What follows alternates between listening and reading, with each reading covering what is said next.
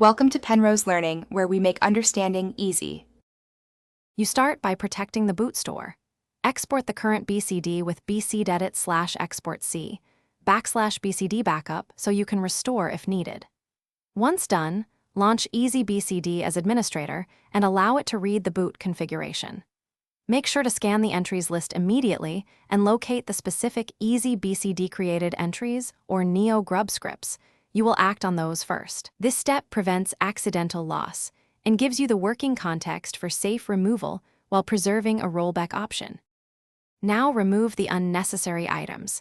In Easybcd, select each non-Windows entry and click Delete, confirming carefully.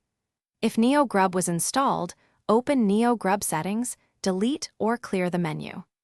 LSD script and remove the neo-grub entry from the BCD store so it no longer controls boot options. Then choose the correct default Windows entry and set the timeout to a desired value, 0 for no menu or several seconds if you want to pause. These actions rewrite the BCD. Finish by deploying the changes. In Easybcd, go to BCD deployment and write the Windows mbr/bcd to the system drive to ensure the bootloader is standard. Reboot and verify the menu is gone and Windows boots directly. If something goes wrong, immediately boot recovery media.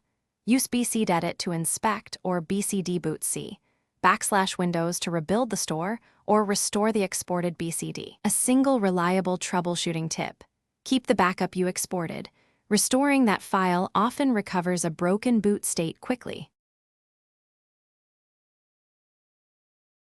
Thanks for watching. If this was helpful, leave a like and consider subscribing. See you next time.